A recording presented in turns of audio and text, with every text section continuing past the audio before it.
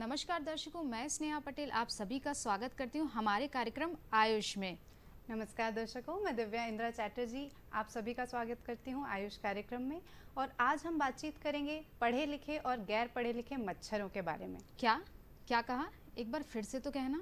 आपने तो सुन ही लिया होगा, पर इनके लिए दोबारा ही सही। आज हम बातचीत करेंगे पढ़े लिखे और गैर पढ़े लिखे मच्छरों के बारे में। दिव्या, मच्छर भी भला पढ़े लिखे होते हैं क्या?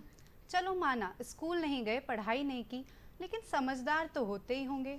दर्शकों, क्या करूं मैं इसका, जब से आई है बहकी बहकी बातें कर रही है।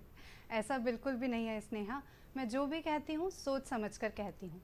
आपने पिछले दिनों कार्यक्रम में मलेरिया पर बातचीत की और दर्शकों को बताया था कि मटके और कूलर का पानी बदलते रहना चाहिए। यहाँ तक कि पानी की टंकी को भी ढककर रखना चाहिए, जिससे कि मच्छरों के लार्वा पैदा नहीं होंगे और मलेरिया होने की संभावना नहीं होगी। ये तो बिल्कुल सही सुना आपने। तो फिर ये बताइए, शर्मा जी और वर्मा जी दो पड़ोसी हैं। शर्मा जी ने वही सब किया जो हमने अपने कार्यक्रम में दिखाया और उन्होंने समझा, लेकिन वर्मा जी ने कुछ भी नहीं किया। तो अब मच्छर शर्मा जी को काटेंगे या नहीं? बात में दम तो है। बिल्कुल काटेंगे। केवल एक घर की साफ सफाई से मच्छरों से छुटकारा नहीं पाया जा सकता। जब तक हम सब मिलकर इन बातों पर अमल नहीं करते, बदलाव लाना बेहद मुश्किल है। और भाई, मच्छर कोई पढ़े लिखे तो है नहीं जो ये सोचकर काटने का निर्णय लें कि इन्होंने तो घर की सफाई की थी, तो इन्हें और इनके परिजनों को ना काटूं। बिल्कुल सही कहा। तो दर्शकों, गुनगुना रहे हैं भंवरे, भंवरे नहीं, इन दिनों मच्छर गुनगुना रहे हैं। और आज हम बात करेंगे डेंगू रोग के ऊपर। और हमारे साथ हैं भोपाल जिले के मलेरिया अधिकारी डॉक्टर अखिलेश दुबे जी। सर, आपका बहुत बहुत स्वागत है हमारे कार्यक्रम में। सर, समाज के कंट्रीब्यूशन मलेरिया के लिए या मच्छरों को मारने के लिए, आप इस बात, दिव्या जी की बात से कितना सहमत हैं? दिव्या जी की बात से पूरी तरह से सहमत हूँ। मच्छर पढ़े लिखे और गैर पढ़े लिखे तो नहीं हो सकते, लेकिन व्यक्ति पढ़े लिखे और गैर पढ़े लिखे। पढ़े लिखे से मेरा ताल्लुक डिग्री से नहीं है, पढ़े लिखे से मतलब उनके बिहेवियर और व्यवहार से है। जो व्यक्ति एक सही व्यवहार करता है, जिसने हमारी आपकी बातों पे अमल किया है, वो निश्चित रूप से स्वयं को और अपने परिवार को मलेरिया और इन बीमारियों से मुक्त रखेगा। और जिसने इसको गंभीरता से नहीं लिया, अपने जीवनचर्या में कोई बदलाव नहीं किया, निश्चित रूप से वो अपने परिवार को और अपने मोहल्ले को भी जोखिम में डाल रहा है। बिल्कुल सर, आप हमारे दर्शकों को बताइए कि आखिर डेंगू बुखार होता क्या है और किस कारण से होता है? डेंगू बुखार एक वायरल बुखार है जो मच्छर काटने से होता है। मच्छर भी एक विशेष प्रकार का मच्छर जो एडीज़, और एडीज़ में भी मादा फीमेल एडीज़ के काटने से ये डेंगू रोग जो होता है वो एक संक्रमित व्यक्ति से दूसरे स्वस्थ व्यक्ति में मच्छर के द्वारा पहुंचाया जाता है। जी सर, क्या डेंगू बुखार के कुछ प्रकार भी होते हैं और क्या इन संक्रमण का कोई काल होता है? बिल्कुल, काल जुलाई से लेकर अक्टूबर तक का समय जो है, उस समय डेंगू केसेस ज़्यादा पाए जाते हैं। इसका कारण ये है कि बारिश जो होती है, बारिश में जगह जगह पानी का भराव इकट्ठा हो जाता है। जहाँ पर भी पानी इकट्ठा होगा 7 दिन तक, वहाँ पर ये मच्छर अंडे देता है और 7 दिन में अंडे से लार्वा प्यूपा बनते हुए मच्छर बन जाते हैं। ख़ास तौर पे हमारी छतों पे बहुत से सामान जो पड़े रहते हैं, टूटी बाल्टियाँ, मग्गे, कप, इनमें बरसातों में जैसे अभी बारिश हो रही है तो ये बरसात में भर जाएंगे और इसमें मच्छर के लिए बहुत अच्छे ब्रीडिंग सोर्सेज साबित होते हैं, जहाँ पर वो अंडे देता है। और उससे ये इसलिए जुलाई से लेकर जो बारिश का काल है वही इसका संक्रमण काल है। जुलाई से केसों में रिपोर्टेड होना शुरू हो जाती हैं और ये अक्टूबर नवंबर तक जाता है। बिल्कुल दर्शकों, तो आपने देखा कि यहाँ पे सिर्फ गंदे पानी से नहीं फैला जाता, डेंगू साफ पानी के मच्छर साफ पानी में भी पलते हैं। इसलिए हमें इस काल में ज़्यादा सतर्क रहने की ज़रूरत है। तो सर ये बताइए कि क्या डेंगू के कुछ खास लक्षण हैं जिससे हम इसे पहचान सकें? डेंगू के ख़ास लक्षण ये हैं कि शरीर में चकत्ते जैसे रेशेज़ आ जाते हैं। दूसरा, आँखों के पीछे, आँखों की जो आई बॉल हमारी है, आई बॉल के पीछे बहुत दर्द होता है। बुखार भी इसमें चढ़ता उतरता रहता है, फीवर के भी सिम्टम्स आते हैं और मांसपेशियों में दर्द होता है। लेकिन ये एक लक्षण है, इसकी जांच, इसका एलाइजा टेस्ट होता है जो भोपाल में 5 जगह है, बिल्कुल निःशुल्क उपलब्ध है, जिसमें गांधी मेडिकल कॉलेज, गैस राहत, जयप्रकाश चिकित्सालय, बैरागढ़ अस्पताल और एम्स, इन 5 जगह पर इसका एलाइजा टेस्ट के द्वारा हम कंफर्म कर सकते हैं कि रोगी को डेंगू है अथवा नहीं है। सर ने ये इन्फॉर्मेशन दी है, मुझे लगता है हम सब दर्शकों के लिए भी ये बहुत ही काम की इन्फॉर्मेशन है। सर एक प्रश्न हमेशा मुझे परेशान करता रहता है कि क्या डेंगू बुखार में अगर लापरवाही की जाए तो ये जानलेवा भी साबित हो सकता है? बिल्कुल, डेंगू में सामान्यतः केस जो होते हैं वो तो एक वायरल डिसीज़ कारण ठीक हो जाते हैं, मगर कुछ केस में अगर एज ज़्यादा है, डायबिटिक है या अन्य है, तो ये जानलेवा भी हो सकता है। डेंगू बुखार में ब्लड में प्लेटलेट की संख्या काफ़ी तेज़ी से कम होती चली जाती है। ये अगर समय रहते हुए इसको नहीं देखा गया तो प्लेटलेट की संख्या कम होने से और ब्लीडिंग वगैरह शुरू हो जाती है। उस स्थिति में यदि हम लापरवाही करते हैं तो निश्चित रूप से इसमें जान भी जा सकती है। इसमें बेहतर उपाय यही है कि जैसे ही ये लक्षण आप में दिखते हैं, आप निकट के स्वास्थ्य केंद्र में जाकर चिकित्सक को दिखाएं। वो आपको जांच के लिए बताएगा। वहाँ पर जाकर जांच करवाने के बाद पुष्टि होने पर डेंगू से आप बचा जा सकता है। सर एक डाउट मुझे भी है कि क्या इसको हम वायरल फीवर या मौसमी बुखार समझ सकते हैं क्या? ये मौसमी बुखार ही है और ये एक वायरल डिसीज़ है। और मैं एक बात और बता दूँ आपको, चूँकि ये वायरल डिसीज़ है इसलिए इसका पर्टिकुलरली कोई ट्रीटमेंट नहीं है, कोई दवा इसके लिए नहीं है। पैरासीटामोल देकर केवल हम बुखार को कंट्रोल कर सकते हैं और इसमें रेस्ट करना व्यक्ति को बहुत ज़रूरी है। अगर डेंगू का केस आता है तो वो रेस्ट करे, ज़्यादा फिजिकली वर्क में अपने आप को इन्वॉल्व ना करे। और जो पपीते के पत्ते हैं इनका जूस लेना, हरी सब्जियों को लेना, विटामिन सी वाले आंवला, इस तरह के पदार्थों का अधिक से अधिक सेवन करना चाहिए। तरल पदार्थ का अधिक से अधिक, जिसमें नारियल का जूस भी हो सकता है, सेवन करना इसमें लाभदायक होगा। दर्शकों, जैसा कि सर ने हमें बताया है कि डेंगू को हम किस तरीके से उनके लक्षणों को हम पहचान सकते हैं। अगर आपके आसपास किसी भी व्यक्ति में इस तरीके के लक्षण देखने को मिलते हैं तो उसे तुरंत डॉक्टर से परामर्श करने की सलाह दें और मौसमी बुखार समझने की गलती ना करें। सर आप एक बार हमें फिर से बताएंगे कि डेंगू के लिए हमें किस तरीके के टेस्ट कराने होते हैं, क्या ये टेस्ट महंगे होते हैं? जैसा कि मैंने बताया, इसका कन्फर्मेटिंग टेस्ट जो है वो एलाइजा टेस्ट है। ये बिल्कुल महंगा नहीं होता। जिन 5 जगह का मैंने नाम लिया है भोपाल में, वहाँ पर ये शासन के द्वारा बिल्कुल निःशुल्क उपलब्ध है, इसका कोई शुल्क नहीं लिया जाता। इसके अलावा कार्ड से भी टेस्ट किए जाते हैं, कार्ड से भी पता चलता है, लेकिन ये कार्ड का जो टेस्ट है वो भारत सरकार के द्वारा मान्य नहीं है। एक अनुमान रख सकता है। इसके बाद अगर कार्ड में पॉजिटिव निकलता है तो हमें कन्फर्मेटिव टेस्ट के लिए इन 5 स्थानों पर जाके एलाइजा टेस्ट अवश्य करा लेना चाहिए। कन्फर्म पुष्टि वहीं से हो सकती है। दिव्या, ये डाउट हमारा और आपके दोनों के दिमाग में आ रहा है, क्या इसकी भी वैक्सीनेशन है? जैसे कोविड के लिए हम पहले से प्रिवेंट कराने के लिए वैक्सीनेशन करा लेते हैं, क्या डेंगू के लिए भी ऐसा कोई टीकाकरण है? क्योंकि ये वायरल डिजीज़ है और इसमें बीच में एक वेक्टर का भी रोल है, तो ये मच्छर और मनुष्य 2 में गतिमान होती है, इसलिए इसकी वैक्सीन की प्रक्रिया खोज प्रयास तो जारी हैं, लेकिन दुर्भाग्य से अभी तक इसकी कोई वैक्सीन उपलब्ध नहीं हो सकी। दर्शकों, जैसा कि सर ने हमें बताया कि इसके टेस्ट हैं जो कि सरकारी अस्पतालों में निःशुल्क हैं, क्योंकि इसका अभी तक कोई भी टीकाकरण मौजूद नहीं है। इसलिए अब जो हम सर से पूछने वाले हैं इसके प्राथमिक उपचार के बारे में और रोकथाम के बारे में, इन बातों को ध्यान से सुनिए। सर ये तो हो गया हमारा कि अभी तक इसको कैसे हम पहचान सकते हैं, इसके लक्षण क्या हैं। सर इसके उपचार के लिए हम क्या कर सकते हैं? जैसा कि मैंने कहा, ये वायरल डिसीज़ है, इसका कोई उपचार पर्टिकुलर नहीं है। Prevention is better than cure. बचाव उपचार से बेहतर है। तो बचाव साइड पे हमें पूरा ध्यान केंद्रित करना चाहिए कि ऐसा यदि जैसे पढ़े लिखे मच्छरों की आपने बात की, तो पढ़ा लिखा बिहेवियर जब हम लोग करेंगे, पढ़े लिखे बिहेवियर से मतलब समझदारी का बिहेवियर, हम बचाव मनुष्य का और मच्छर का कांटेक्ट को ही रोकें। एक बात और बताना चाहूँगा कि डेंगू का एडिस मॉस्किटो जो है वो आपके घर के अंदर रहता है, ये बाहर और गंदगी में नहीं पाया जाता। दूसरी बात, ये दिन में काटता है, डे बाइटर मॉस्किटो है, इसको टाइगर मॉस्किटो भी कहते हैं, डे बाइटर मॉस्किटो है। तो रात में तो मच्छरदानी लगाई जा सकती है, मगर दिन में ये संभव नहीं हो सकता। तो इसमें प्रिवेंशन के लिए पहली चीज़ तो हम अपने घरों में आसपास ये सुनिश्चित करें कि कहीं भी इस तरह का अनावश्यक वाटर इकट्ठा तो नहीं हो रहा है, क्योंकि जहाँ पानी इकट्ठा होगा वहीं ये लार्वा देगा। घरों में ख़ास तौर पे इस समय कूलर बंद हो गए हैं, पर कूलर का पंखे की तरह हम उपयोग कर रहे हैं, पानी यथावत भरा हुआ है। कभी आप उस पानी में देखें तो आपको लार्वा इल्ली की तरह तेज़ी से लहराते हुए मिलते हैं, वहाँ मिलेंगे। वो पानी, पक्षियों को पानी के पॉट्स जगह जगह रखे गए हुए हैं। यद्यपि इस समय आवश्यकता नहीं है, पानी पर्याप्त है, लेकिन वो हमारी छतों पे, हमारे घरों में यथावत रखे हुए हैं, जिनमें पानी भरा हुआ और लार्वा हो रहा है।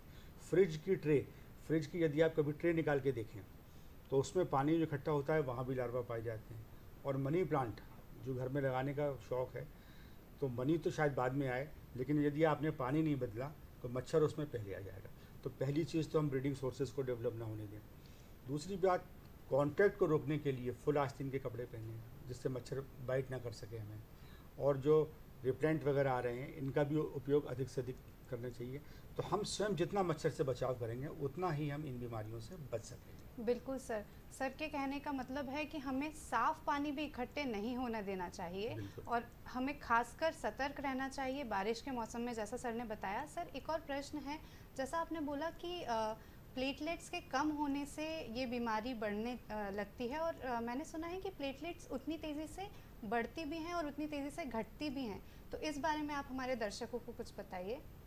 देखिए, प्लेटलेट आपने बिल्कुल सही कहा, जिस तेज़ी से घटती हैं उस तेज़ी से बढ़ती भी हैं। प्लेटलेट ख़ास तौर पे ऐसे रोगी जो डायबिटिक हैं, बहुत ज़्यादा उम्र के हैं, या उन्हें अदर कॉम्प्लिकेशन है, उस स्थिति में प्लेटलेट घटना शुरू होती है। 50,000 से लेकर 10,000 तक के बीच में कम हो जाती है। इसको बढ़ाने के लिए, जैसा मैंने बताया, तरल पदार्थ, पपीते का जूस, आंवला, विटामिन सी, हेल्दी फूड्स जितना हम लेते चले जाएंगे और रेस्ट करेंगे तो प्लेटलेट उसी तेज़ी से बढ़ती भी चली जाती है। यदि विशेष टिपिकल स्थिति है तो फिर उसमें ब्लड को हम ट्रांसफ्यूजन करके, ब्लड दे के उसको प्लेटलेट को कंट्रोल करते हैं। सर, एक बार मैं आपसे फिर से जानना चाहूँगी कि डेंगू रोग जो है उसकी रोकथाम के लिए आपने कहा कि पानी इकट्ठा ना हो, पर ये साफ़ सफाई वाली जगहों पर होता है, तो हमें और क्या क्या घर में प्रिवेंशन करने चाहिए रोकथाम के लिए? घर में हमें प्रिवेंशन ये करना चाहिए कि घरों में एक तो दरवाजे पे जालियाँ होना चाहिए। आजकल जो नए घर बन रहे हैं इनको देख के बड़ी खुशी होती है कि उस तरह के लोग व्यवस्था करते हैं, पुराने घरों में नहीं रह पाती थी। तो जो भी हमारे जाली या दरवाजे हैं, इनमें जाली का सिस्टम होना चाहिए। ख़ास तौर पे अगर ग्रामीण क्षेत्र में जहाँ ये व्यवस्था नहीं है, तो ये अनुरोध करना चाहूँगा मैं कि जैसे खिड़की है, तो खिड़की पे एक सूती साड़ी या सूती चादर, कोई भी कपड़ा हम इस तरह लगा दें पतला, जिससे हवा और प्रकाश तो आती रहे लेकिन मच्छर नहीं आ सके। तो इस तरह मच्छरों का प्रवेश जैसे हम रोके जा सकें। दूसरा एक चीज़ और है कि हमने अपने घर का तो कर लिया, लेकिन ये डिश जो है इसकी फ़्लाइट 400 मीटर है। 400 मीटर यानी तकरीबन 50-50 घर चारों दिशा में आपके पास। तो ये चेतना हमें पूरे मोहल्ले में एक सामूहिक प्रयास के द्वारा करना चाहिए कि सभी अपने अपने घर में एक दिन, जैसे कभी लोग मिलते हैं तो आपस में चर्चा करें कि पानी तो नहीं इकट्ठा हो रहा है। जैसे दिल्ली में ख़ास तौर पे पिछले 2 सालों में डेंगू के बहुत केसेस बढ़े, लेकिन वहाँ पर एक सामूहिक प्रयास के द्वारा इस पर काफ़ी नियंत्रण किया गया और आज स्थिति उतनी गंभीर नहीं है वहाँ पर। सर, ये तो हो गया कि हम किस तरीके से उसका उपचार कर सकते हैं। जिस तरीके के आपने हमें लक्षण बताए कि कई बार ब्लीडिंग भी होने लगती है, अगर किसी व्यक्ति में ये लक्षण घर पर देखने के लिए मिलते हैं तो हमें क्या प्राथमिक उपचार, घर पर क्या प्राथमिक उपचार करने चाहिए? डेंगू का वेक्टर एडिस मॉस्किटो है, लेकिन वायरस डेन, तो डेन 1, डेन 2, डेन 3, डेन 4, ये 4 तरह के वायरस पाए जाते हैं जिनको मच्छर के द्वारा पहुँचाया जाता है। हमारे यहाँ डेन 1 और डेन 2 के केस जो मिल रहे हैं सामान्य डेंगू के होते हैं। डेन 3 और डेन 4, इसमें डेंगू हीमोरेजिक और डेंगू सिंड्रोम, ये 2 तरह के डेंगू और पाए जाते हैं। जो सिंड्रोम की स्थिति होती है वो गंभीर स्थिति हो जाती है, इसमें ब्लीडिंग शुरू हो जाती है और व्यक्ति कभी कभी अनकॉन्शियस भी हो जाता है। ऐसी स्थिति में आपको तत्काल चिकित्सक के पास जाकर सलाह लेना चाहिए। वही आपको प्लेटलेट की काउंटिंग करने के बाद जैसा भी होगा ट्रीटमेंट, जब प्रिकॉशन होगा वहाँ के द्वारा आपको निर्देशित करेगा। दर्शकों, जैसा कि सर ने हमें बताया कि जैसे भी आपको लक्षण देखने के लिए मिलते हैं तो तुरंत डॉक्टर से सलाह लें।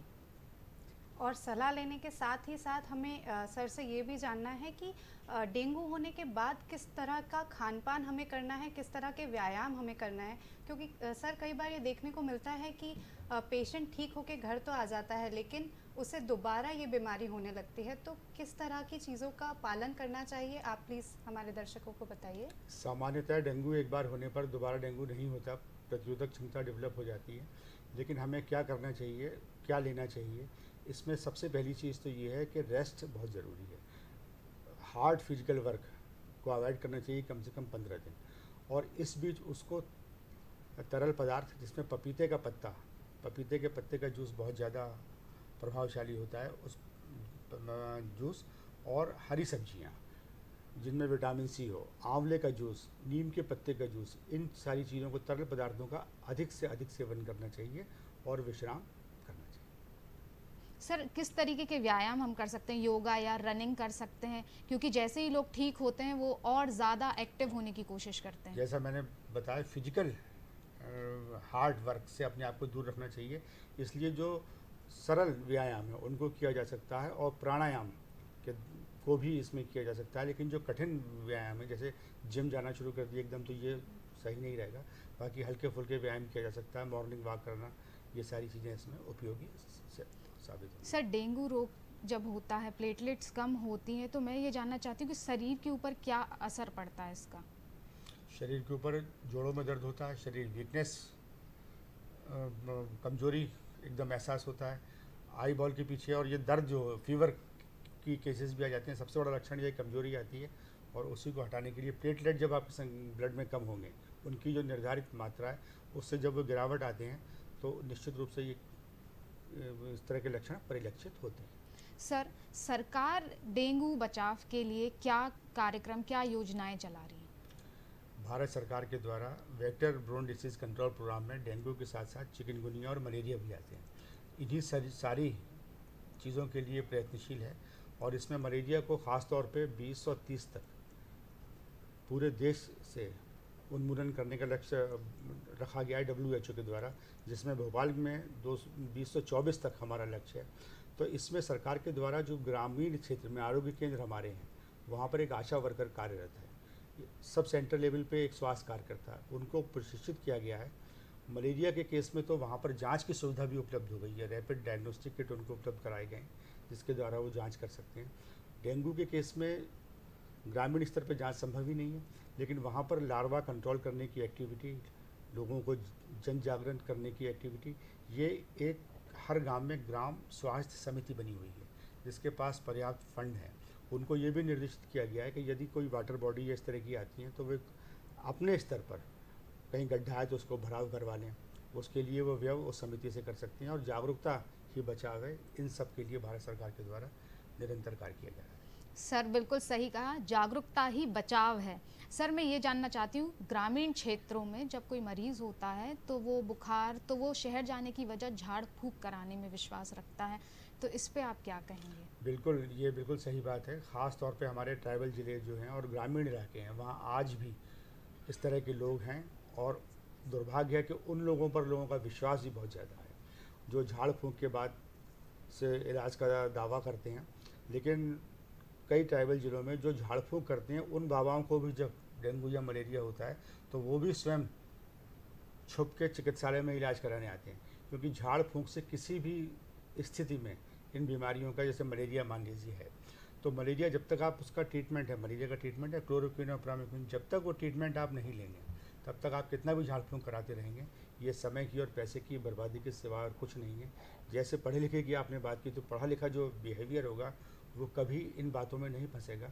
जो जिम्मेदारी पूर्ण व्यवहार नहीं करते, वही लोग इनके उसमें आते हैं, तो इससे कोई लाभ नहीं है। मेरा यही निवेदन है कि चिकित्सक के पास ही, या ग्रामीण स्तर पर हैं तो स्वास्थ्य केंद्र में, वहाँ पर जाकर आप दिखाएं, वहाँ से आपको उचित परामर्श मिल जाएगा। सर से बात करके मुझे भी ये समझ में आ रहा है कि डेंगू कोई छोटी बीमारी नहीं है, और जहाँ तक कि अगर इसमें लापरवाही की जाए तो ये जानलेवा भी हो सकती है।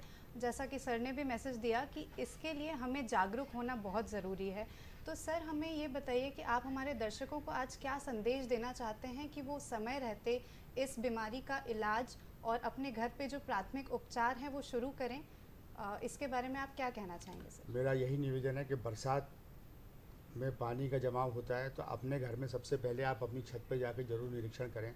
हम हिंदुस्तानी कार बेच देते हैं, हमारे टायर को बहुत संभाल के रख लेते हैं, तो वो जो टायर होता है उसमें पानी भर जाता है, और टूटे कप, बाल्टियाँ, इस तरह की तमाम अनावश्यक चीज़ें हमारी छतों पर रहती हैं, जिनकी हम दिवाली पे सफाई करते हैं। तो अभी कर लें उनको, उनमें पानी ना भरने दें। दूसरा ये है कि मच्छर से व्यक्तिगत पर्सनल प्रोटेक्शन, अपने स्वयं की रक्षा करने पर ध्यान केंद्रित करें। और यदि बुखार आता है, अगर मलेरिया है, तो तत्काल आरोग्य केंद्र और ग्रामीण स्वास्थ्य केंद्र पर जाकर जांच करवाएं। वहां पर जांच एवं उपचार निःशुल्क उपलब्ध है। डेंगू जनरली अर्बन शहरों में ही पाया जाता है, लेकिन फिर भी अगर डेंगू के ये लक्षण आपको दिखते हैं, आप स्वास्थ्य कार्यकर्ता के पास जाएंगे, वो आपको सलाह देगा।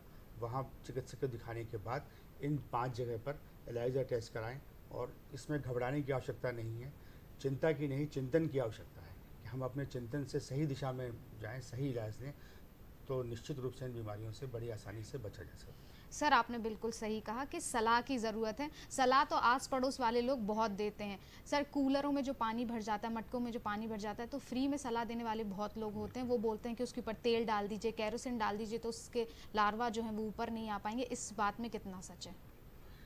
इस बात में सच तो है कि अगर वाटर बॉडीज़ हैं, कहीं पर पानी इकट्ठा हो रहा है, तो उसमें जो जला हुआ तेल, अगर गंदा पानी है और 1 चम्मच तेल डाल देते हैं, तो तेल की एक परत बन जाती है, जो परत ऑक्सीजन की सप्लाई को बंद कर देती है।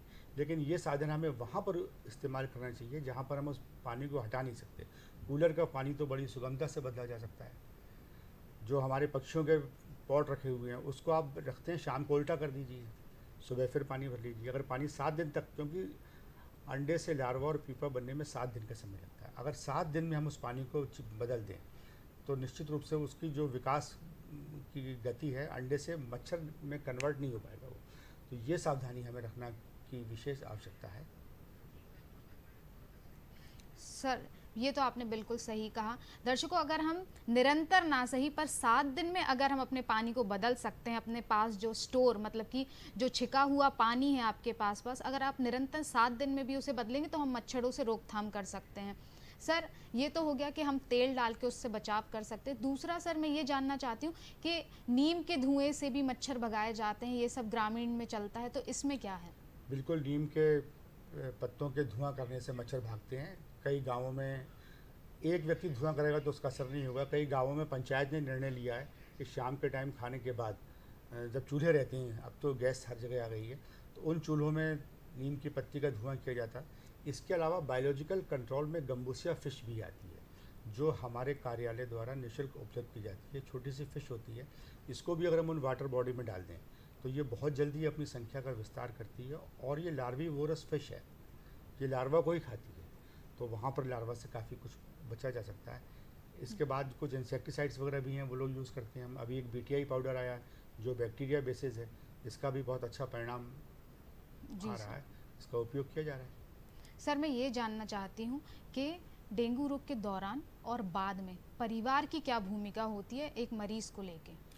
परिवार की तो भूमिका ये होती है कि सबसे पहले तो जिस व्यक्ति को डेंगू है, उस व्यक्ति को मच्छरदानी में सुलाना नितांत आवश्यक है, क्योंकि आपके यहाँ संक्रमित व्यक्ति है, अगर मच्छर उसको काटेगा और फिर परिवार के दूसरे व्यक्ति को काटेगा, तो वो सबसे बढ़िया सोर्स बन जाएगा, और परिवार में और मोहल्ले में डेंगू फैलाने के लिए वही व्यक्ति जिम्मेदार होगा। बिल्कुल तो सबसे पहले उस व्यक्ति को मच्छरदानी में रखा जाए, और उस व्यक्ति को पूरा जो प्रोटोकॉल के हिसाब से तरल पदार्थ देना है, रेस्ट करना है, इसका फॉलो किया जाए, तो डेंगू को फैलाव को हम रोक सकते हैं। Thank you sir. सर समय की कमी होने के कारण इस बातचीत को हमें यही रोकना पड़ेगा। हमारे कार्यक्रम में आने के लिए बहुत बहुत धन्यवाद। नमस्कार, धन्यवाद। दर्शकों, जैसा कि सर ने हमें बताया कि हम किस तरीके से डेंगू का प्राथमिक उपचार और उसकी रोकथाम कर सकते हैं। कोई भी मरीज़ किसी भी गंभीर बीमारी से बाहर निकल सकता है, बस ज़रूरत है अच्छे डॉक्टर की सलाह की, परिवार की साथ की और पॉजिटिव सोच की। हम आशा करते हैं आज का कार्यक्रम आपको पसंद आया होगा। हमारा कार्यक्रम देखने के लिए बहुत बहुत धन्यवाद।